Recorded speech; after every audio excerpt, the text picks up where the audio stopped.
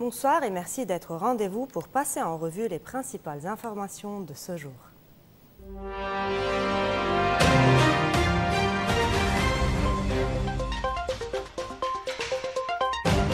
Le gouvernement examine un plan de l'armée pour désarmer le Hezbollah, un plan auquel s'oppose le mouvement en accusant les autorités de faire le jeu d'Israël et des États-Unis. Les ministres chiites affiliés au Hezbollah et à Amal ont quitté la séance du Conseil des ministres et le palais présidentiel de Baabda au moment où le commandant de l'armée, Rodolphe Haikal, commençait à présenter le plan de l'armée visant à désarmer des groupes armés. En août, sous la forte pression des États-Unis et de crainte d'une intensification des raids israéliens au Liban, le gouvernement de Nawaf Salam a ordonné à l'armée d'élaborer un plan visant à désarmer le Hezbollah d'ici fin 2025. La réunion du gouvernement est présidée par le chef de l'État Joseph Aoun. Les ministres chiites du Hezbollah et du mouvement Amal, son allié, y assistent, tel que l'a indiqué le vice-premier ministre Tariq Mitri. Il s'était retiré en août de la dernière réunion du gouvernement en signe de protestation. Si le gouvernement procède à un vote et approuve le plan, David Wood, analyste à l'International Crisis Group, estime que le Hezbollah pourrait envisager des options comme faire pression sur les ministres chiites pour qu'ils démissionnent ou tenter d'organiser des manifestations massives. Le gouvernement affirme que le désarmement du Hezbollah est prévu dans le cadre de l'accord de cessez-le-feu entre Israël et le mouvement chiite, négocié par les États-Unis et entré en vigueur le 27 novembre 2024. L'accord est basé sur une résolution de l'ONU stipulant que le port d'armes est réservé aux forces de sécurité et à l'armée libanaise. Il prévoit aussi que seule l'armée libanaise et les casques bleus de l'ONU soient déployés dans le sud du pays, à la frontière avec Israël, y concluant la présence à la fois du Hezbollah et de l'armée israélienne. Le mouvement a retiré son refus de désarmer. Son chef Naïm Qassem a appelé fin août le gouvernement à revenir sur ce péché, pris selon lui sous le diktat américano-israélien. Le Hezbollah conditionne toute discussion sur ses armes à un retrait israélien du sud du Liban, à l'arrêt des frappes israéliennes, à la libération des prisonniers et au lancement de la reconstruction.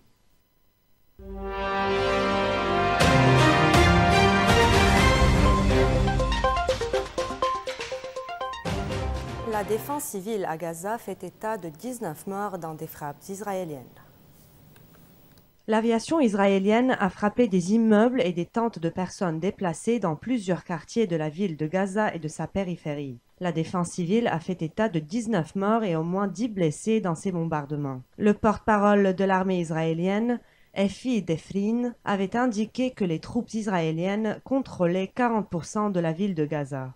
Et un haut responsable militaire a déclaré qu'Israël s'attendait à ce qu'1 million de personnes fuient vers le sud. Les représailles militaires israéliennes ont fait au moins 64 231 morts dans la bande de Gaza, en majorité des civils, selon des chiffres du ministère de la Santé du Hamas jugés fiables par l'ONU.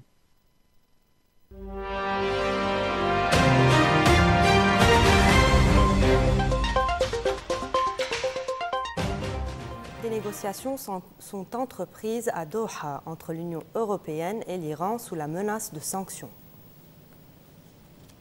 La chef de la diplomatie européenne, Kaja Kallas, s'est entretenue à Doha avec le ministre iranien des Affaires étrangères pour tenter de développer une solution négociée à la question du programme nucléaire de Téhéran alors que la menace de sanctions se rapproche.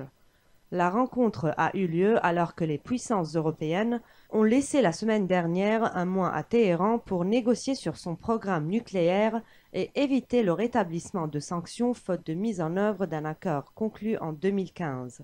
Les discussions se sont concentrées sur les questions de l'accès des inspecteurs de l'Agence internationale de l'énergie atomique au site nucléaire iranien et le sort des stocks iraniens d'uranium hautement enrichi.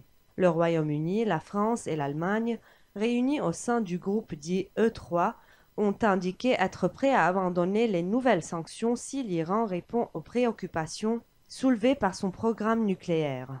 Les pays occidentaux soupçonnent l'Iran de vouloir se doter de l'arme atomique.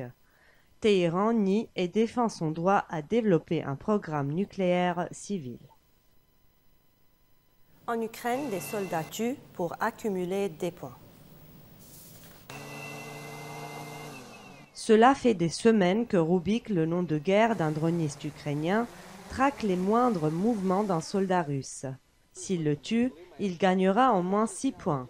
Une fois accumulés, ils permettront à sa brigade de reconstituer ses stocks de drones grâce à un nouveau système tout droit sorti de l'univers des jeux vidéo.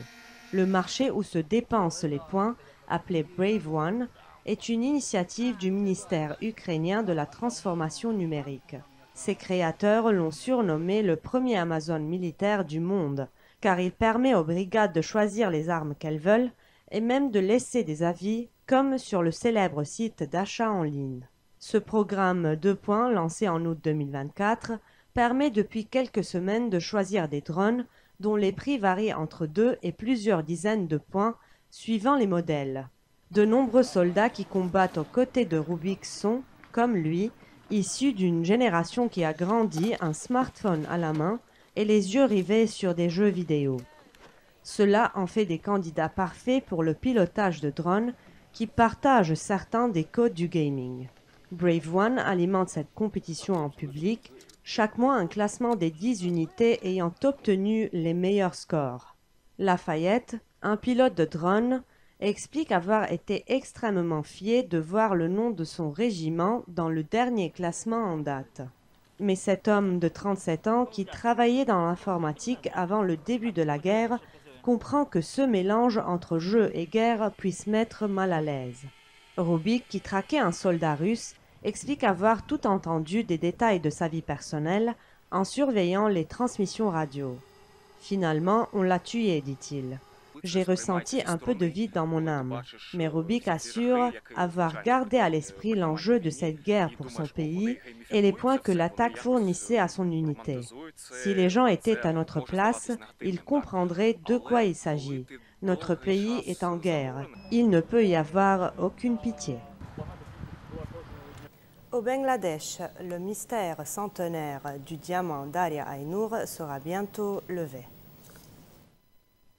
Un siècle après y avoir été déposé, le Darya Aynur dort-il encore dans une banque de Dacca?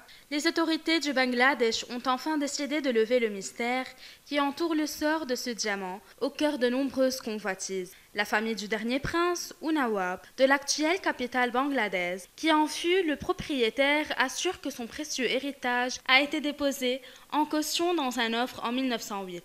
Mais la trace du fameux bijou s'est largement dissipée depuis. Ce n'est pas un conte de fées, assure Khawa Janai Mourad, 55 ans. Le diamant était rectangulaire et encerclé de 6 autres petites pierres, ajoute-t-il, en décrivant le brassard sur lequel il était monté. Les documents de l'époque ne mentionnent pas le poids en carats de la pierre, mais évaluent son prix à 500 000 roupies de l'époque, soit environ 13 millions de dollars d'aujourd'hui. Alors, dans une passe financière difficile, le prince de Dacca a déposé en 1908 le diamant et le reste des bijoux de la famille dans une banque pour garantir un prêt contracté auprès des autorités de l'Empire britannique. Le fameux diamant n'a semble-t-il pas été revu en public depuis, mais il n'a pas été oublié. Le très officiel bureau du cadastre du Bangladesh assure aujourd'hui qu'il en est devenu le propriétaire légal et qu'il repose dans un coffre de la banque publique Sonali. Récemment, le gouvernement a formé une commission chargée de confirmer l'existence du trésor. L'héritier du prince de Dacca aussi, d'abord par curiosité, mais aussi pour savoir si la dette contenaire contractée par son aïeul contre le nantissement du diamant était aujourd'hui purgée. Nous croyons que si quelqu'un meurt endetté, explique Khawa Janai Mourad, son âme ne reposera jamais en paix. C'est ici que s'achève notre journal. Merci de votre fidélité. On se retrouve lundi, même heure, même antenne. Bonne soirée.